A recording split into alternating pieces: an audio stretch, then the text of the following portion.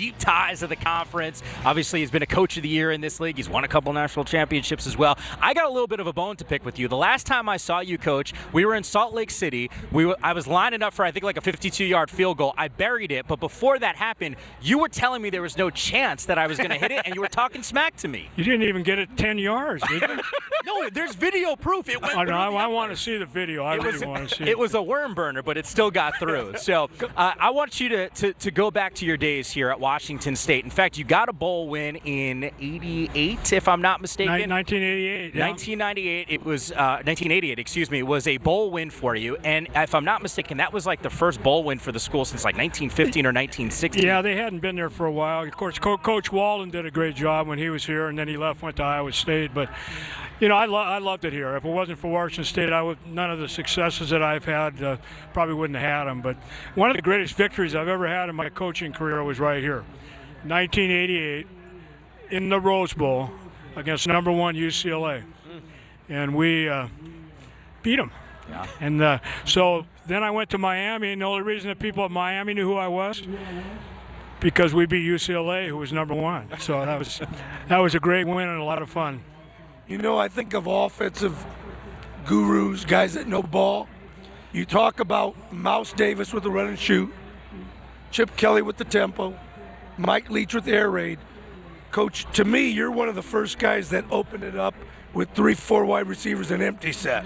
Yeah, we did. It was, and I learned that from a guy by the name of Jack Elway, who's a Cougar, you know, who passed away, but son John is probably a little bit more favored. But yeah, we were at San Jose State and went to John's high school practice, and his guy was coaching that and spreading it out. So we did it at San Jose, and then did it at Idaho, Wyoming, and then we came to Washington State and had a lot of success with it, and then to Miami. So yeah, I see all these different things that people do, but I think I've seen it before. So it's fun. But Mike does a great job with what he does, throwing that football around, and fun to watch.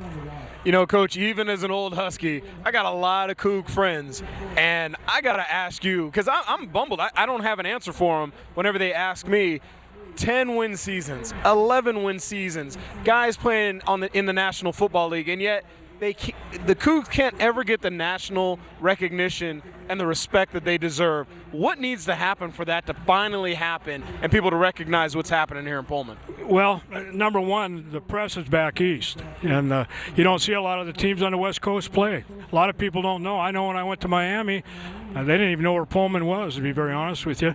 And that's what's happening to us, and we don't get on prime time enough. And I think that'll change now with the playoffs and so forth. But there's a lot of people that know where Pullman is now, what Mike's been doing with the football team.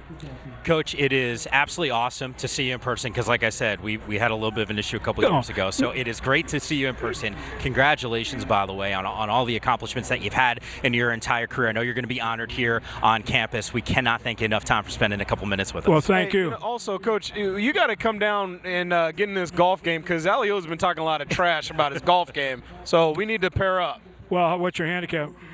As high as I could get. That's what I thought. That's what defensive coordinators are like. Just like that. Got to get a break. That's exactly right.